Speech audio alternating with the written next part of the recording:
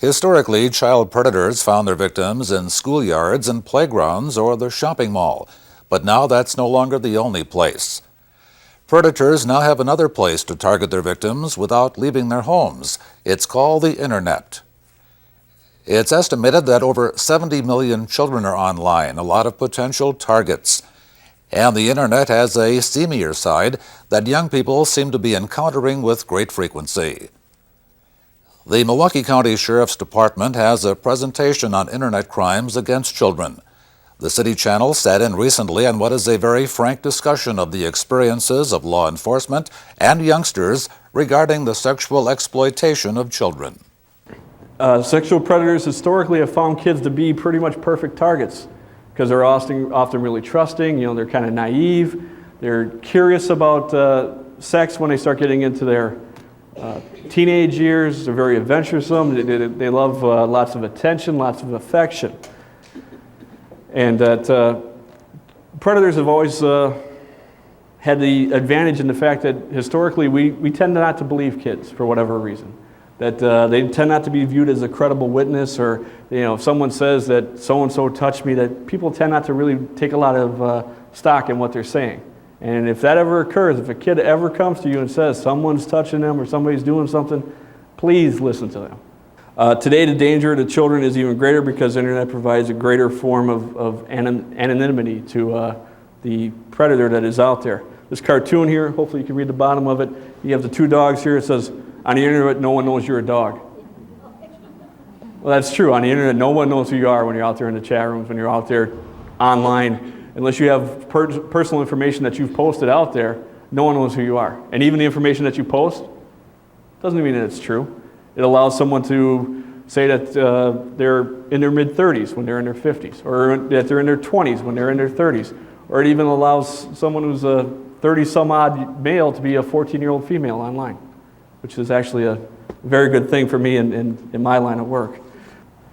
Victimization occurs, basically, predators are willing to spend a considerable amount of time befriending children and going through what they call a grooming process, which is essentially convincing the child that engaging in physical or sexual type activity with them is okay, that there's nothing wrong with it. And they will spend a lot of time talking to them about how it's okay to do this or it's okay to do that.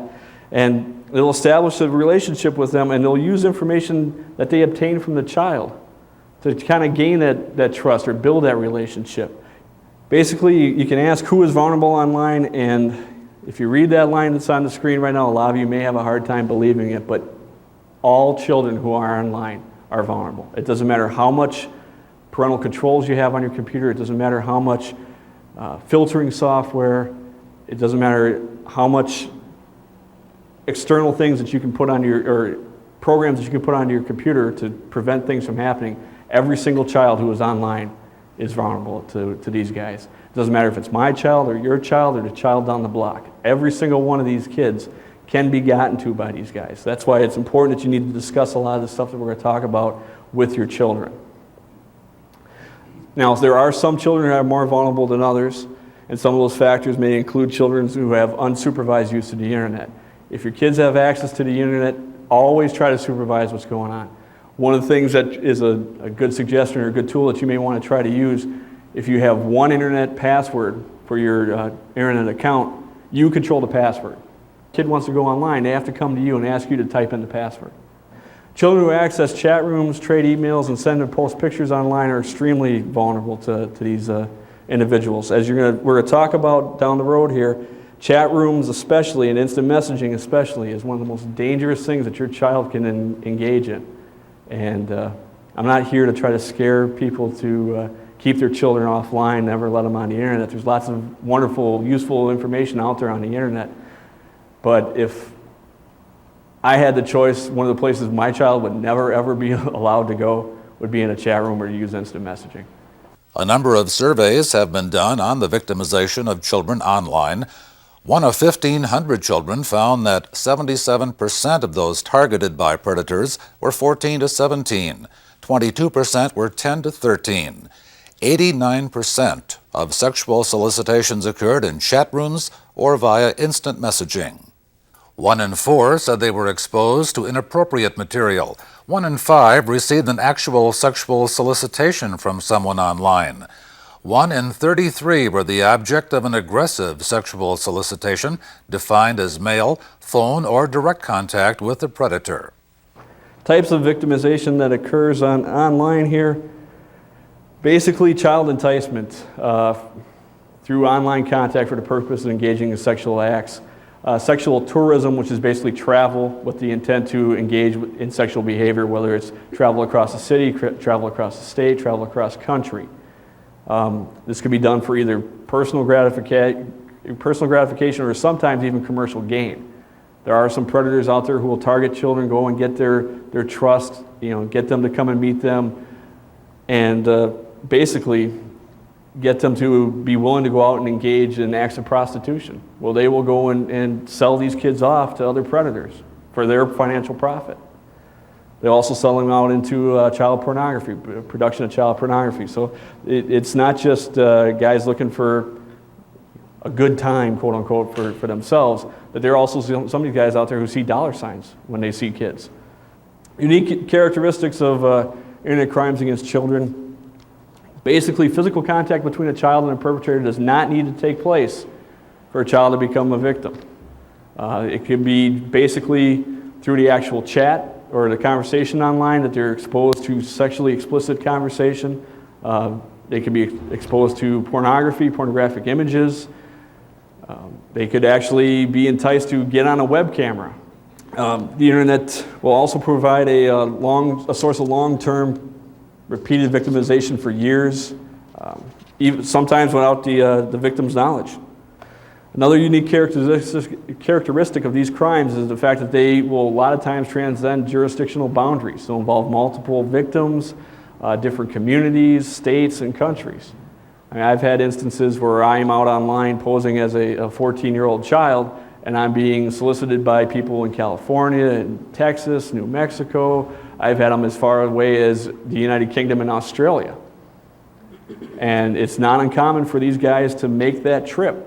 If they feel comfortable enough with that child and there's something that they really want to engage with, they have been known to make a trip across country or halfway across the world to come and meet a child to engage in activity.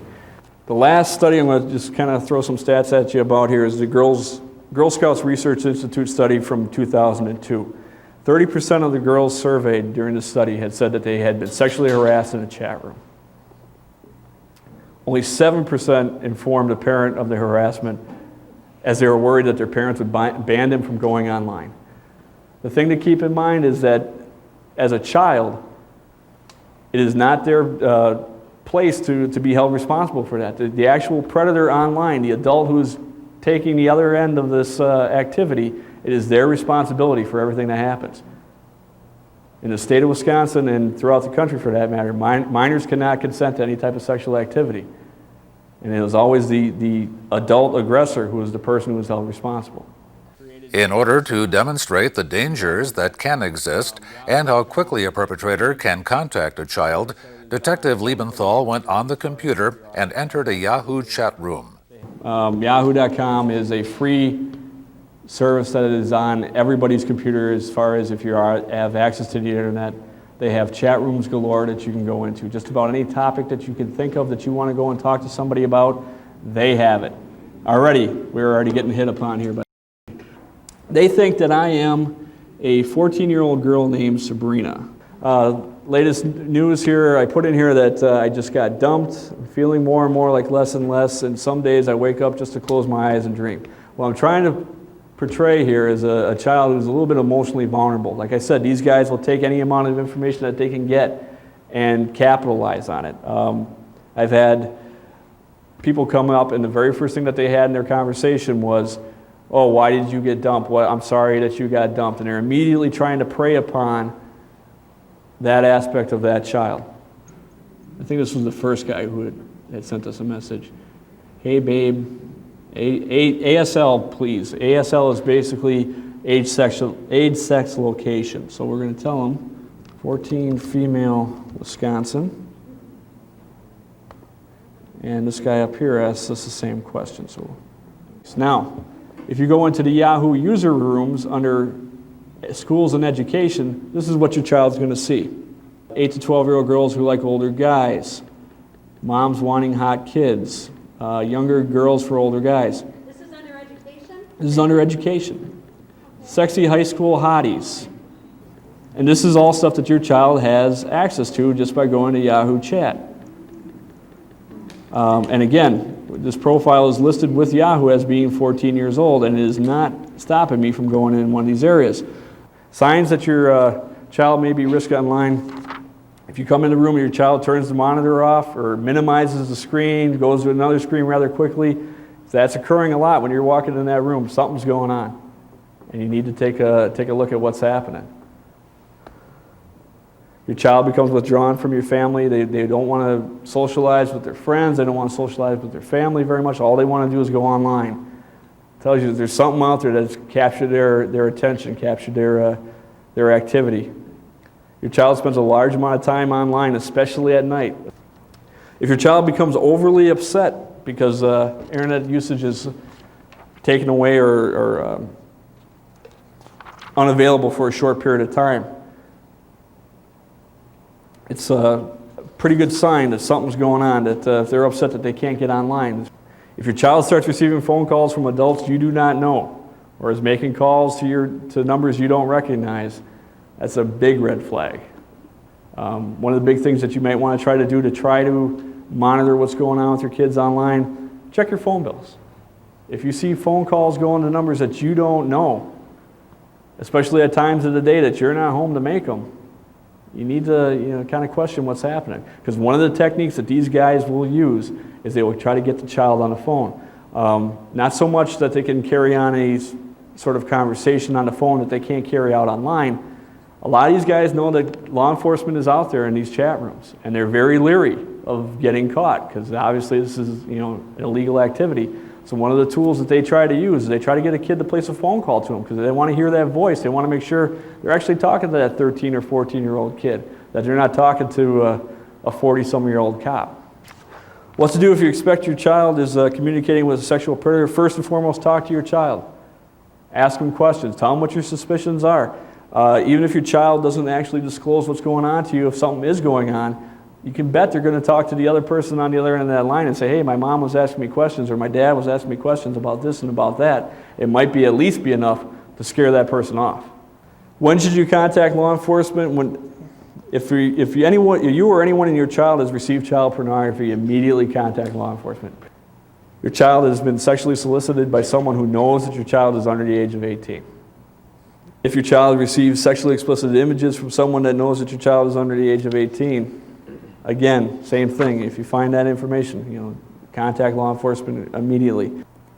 How to minimize the chances of your child being victimized by an online predator. Set some responsible guidelines for computer and internet usage in your home. Post them right near your computer, review them periodically. Talk to your kids about sexual victimization and potential online dangers. Let them know what's out there. Tell them, hey, if someone comes up and starts talking to you about this, or someone shows you things of this nature, we want to know about it. And you'd be surprised, if you tell your kids that this type of stuff occurs and it's not something that they should really be engaging in, that it's a danger to them, they may actually come and talk to you about what's going on. This is a big one here. Set up your computer in an area that is heavily frequented by members of your family. Don't put it in a kid's bedroom. Don't put it in some secluded place of the house. Right in an area where everyone is at. Because one of the things that these guys will do when they're talking to the kids is they will ask them, what room are you in? Are you alone? Because that is a kind of probing question that they're going to ask to find out how safe is it to talk about what I want to talk about, or how safe is it to start showing you the things I want to show you. Because if they're worried that someone else is going to see it, they're going to be worried that they're going to be found out, and they're most likely not going to engage in that activity and move on to another victim. Big one is if your child does use instant messaging or chat rooms, know who they have on their friends list. Know who is on their buddy list. You should know these people as well, if not better, than the friends that your child has when they're not on the computer. They're friends from the neighborhood, they're friends from school. It's important that you know as much about these people as you can. Teach your child the responsible use of online resources. Find out what computer safeguards are utilized by the school here, or by the public library near your house, or what your child's friends, what they use in their homes. Always remember and understand that even if your child is a willing participant in some of these activities, that they are always the victim. The offender or the predator always bears responsibility for what happens. Make sure that you express that to your child, that, hey, if someone does something, it's not your fault. And if you tell them it's not their fault, they're more likely to come and tell you what's happened. You should always try to instruct your children to never, ever give out identifying information like their phone number, their address, the school that they go to, any groups or activities that they belong in, anything that could help identify them offline. Never upload or post pictures of themselves online. Pictures are a big thing with the predators. They all want to see pictures of the child. For one, it's a comfort thing for them, especially if the child has multiple pictures, that it makes them really believe that they're talking to a child and not someone from law enforcement. And encourage your children never, ever set up a meeting with someone that they met online, especially not without your knowledge. And remind them that people online may not be who they actually seem to be. Arrests are being made. One recent study showed 2,500 adults arrested for internet crimes against children in a one-year period. 40% arrested as a result of reports from victims, 25% by internet sting operations by law enforcement. Over 90% of them were convicted. The charge that we end up presenting to the district attorney's office is a charge of use of a computer to facilitate a child sex crime, which is a Class D felony, and it carries a potential penalty of 25 years in Wisconsin State Prison with it. If they have actual contact, then it would actually end up being sexual assault of a child, which in that instance you can almost pretty much guarantee they would get prison time. One of the activities that I do engage in for the sheriff's office, part of my job on a regular basis, is to go out online posing as a child in internet chat rooms. And since February of this year, we've made 18 arrests, 18 felony arrests of individuals coming to meet a child to engage in sexual activity. So we'd like that number to be a little bit higher if we possibly can, to get more of these guys off the street. And actually, in reality, I'd like that number to be absolutely zero, because that means that there's nothing of this type happening. But unfortunately, that's the world that we're living in today. And so we try to make every effort that we can to identify as many of these guys that are out there doing this and try to take as many of them off the street as we can.